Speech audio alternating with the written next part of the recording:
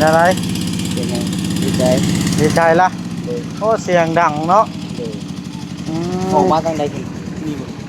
ทุนแล้ว ขี่รถตามมานะเป็นอะไรอันคือยังใส่ชุดเก่าวานนี่หนูได้อาบน้ำบ่ไปอันนั้นฮะไปถ่ายบ่ได้อาบน้ำบ่อาบแต่ไปถ่ายยังใส่ชุดนั่นอยู่มาแต่เมื่อไปลินน้ำเขาพ่อวันไปเล่นนั่นเท่าพ่อ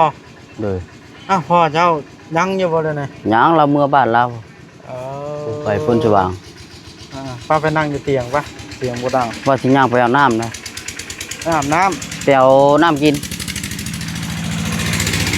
ตอนนั้นกินมีใช้บาทนะโอ้เสียงดังเลยรถเนาะอ้าวข้าวยังทำเฮ็ดโอ้แกงเห็ดกับต้มมีอันนี้มันหน่อไม้ลูกไหวเพลินมันความของเพิ่นเลยอย่าลืมกดติดตามเพื่อเป็นกำลังใจให้ผมด้วยนะครับทุกคนขอบคุณมากๆเป็นภาพเป็นอะไรเป็นไงดีใจดีใจละโอ้เสียงดังเนาะออกมาทางใดถึงนี่บ่ทุนแล้วขี่รถตามมานะเป็นอะไรอันคือยังใส่ชุดเก่าวานนี่หนูได้อาบน้ำบ่ไปอันนั้นฮะไปถ่ายบ่ได้อาบน้ำบ่อาบแต่ไปถ่ายยังใส่ชุดนั่นอยู่มาแต่เมื่อไปลินน้ำเขาพ่อวันไปเล่นนั่นเท่าพ่อเลยอ้าวพ่อเจ้ายังอยู่บ่เลยนะยังเราเมื่อบ้านเราไปพ้นสว่างป้าไปนั่งอยู่เตียงปะเตียงบ่ดังว่าสิย่างไปเอาน้ำนะไปอาบน้ไปเอาน้ำกินตอนนั้นกินมีใช้บาทนะโอ้เสียงดังเลยรถเนาะอ้าวข้าวยังทำเฮ็ดโอ้แกงเห็ดกับต้มมีอันนี้มันหน่อไม้ลูกไหวเพลินมันความของเพิ่นเลยบริการเครียดว่าทำละเพิ่นคุณบุตกมันยังอันนี้เห็ดเข่าเนาะโอ้เถียงหลังนี่เป็นเถียงของผู้ชายดิน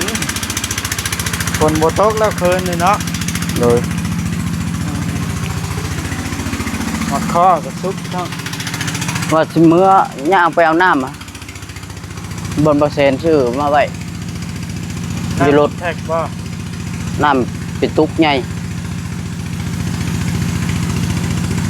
ว่าในเกินกินส้มหมดข้อมันขึ้นหมดข้ออีกแล้วก็มันไปขึ้นนะมาข้อตัวมาเอาละตัวมหันมันนั่นแหละหามาหารมื้อนั้นโดยคนว่าแต่เช้าพอจอน้ำเนี่ยก็บ่ได้เช้า10 โมง10 โมงโดย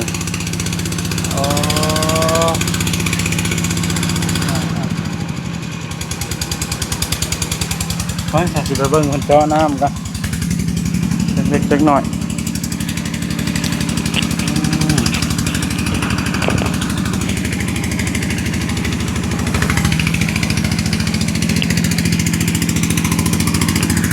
พี่น้องเราไปเบิ่งจอน้ำกัน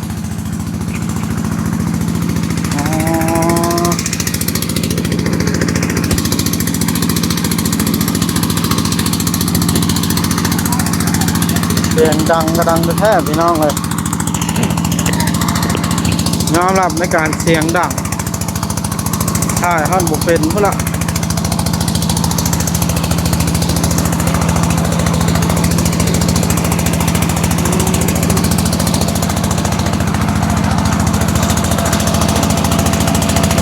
เสียที่แต่หญ้าน้ำนี่หลายพี่น้อง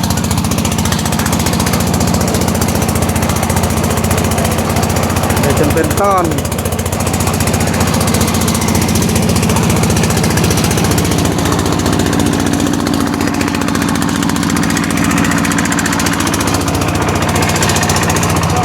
โอ้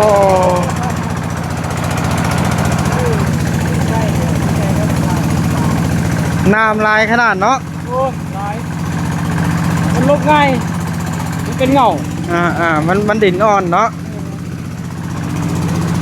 ลบง่ายอยู่พี่น้องมันเป็นดินอ่อน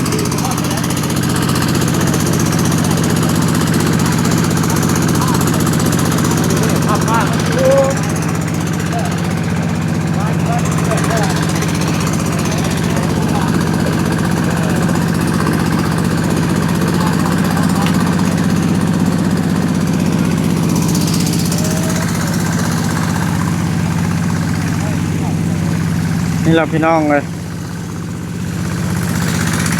เดินพื้นที่ก็กว้างขวางแต่ว่าหญ้ายังหญ้าโยมเหมือนหลายนี่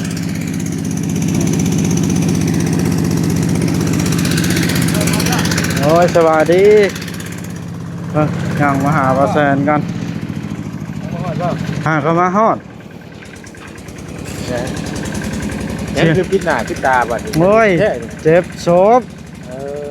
ใส่ระบบอากาศเนาะ เจ็บศพได้ป้าไปนั่งอยู่เชียงดังนี่ เฮ้ยมันกับบ่ได้ยินทักบ่ได้เลยเรา เชียงดังเลยนะ บ่ได้อยู่บ่ได้มาเฮาฟังให้คลิปแล้วมันกับบ่ได้แห้งบ่ได้แหละ เชียงดังนี่ได้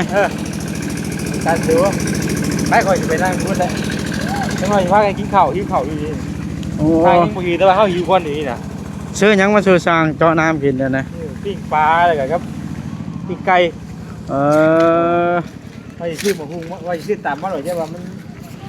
โอ้มันอย่างนะ ไม่ได้ว่าค้าขาย ยังบ่ยากสร้างนะสร้างยังบ่ยากผู้พาสร้างมาแล้วยากแล้ว เอาเลย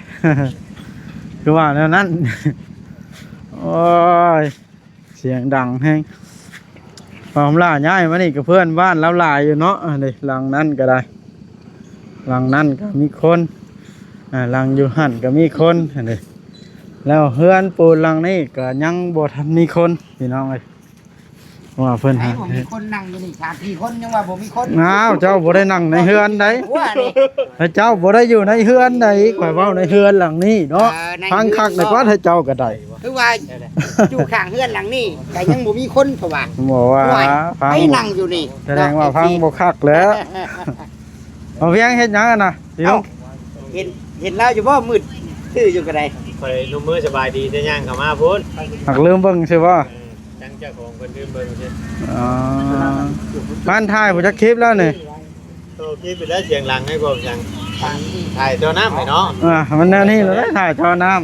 ำเสียงดังหอยว่าอยู่อื รู้ว่าให้กิ ม นเฮากับมันก็บ่ได้นั่นก็ได้นะก็ตัดดูว่าใส่ไม้แหละถ้าบ่มีไม้ก็เด้บ่มีไม้คือเฮาเนี่ยตึ๊บๆนะได้เสียงกวนอยู่ สัมภาษณ์บ่าวแซนก่อน คอยเฮ็ดเวียกกันก่อนน่ะลงคลิปดูกัน เป็นจังไดสิง่ายมามื้อนี้บ่แผนการ แล้ว นะ จังว่าเด้อเฮ็ดตัวนี้ บ่ได้ลงกันครับ สะดวกของเรานะเนาะบ่ใจมาต้องถามว่ามึงก่อนเพราะว่าน้ำให้ก่อน ต้องถามแล้วก่อนถามเราเอง แล้วก่อนเนาะ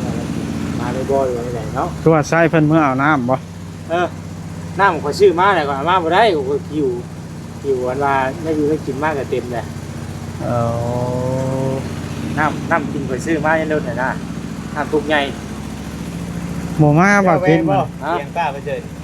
ยังบ่ได้แวบ่ ยังเลยกลายมาเลย ยังบ่มีไผมาบ่ สมอยสิมีจ้ะ บ่มีไผมาเลยเอิ้นบอกเราอยู่เจ้านี่แค่จะออกมาแวเด้อ อ๋อ เห็นแล้วเก็บพริกอยู่ค่ะ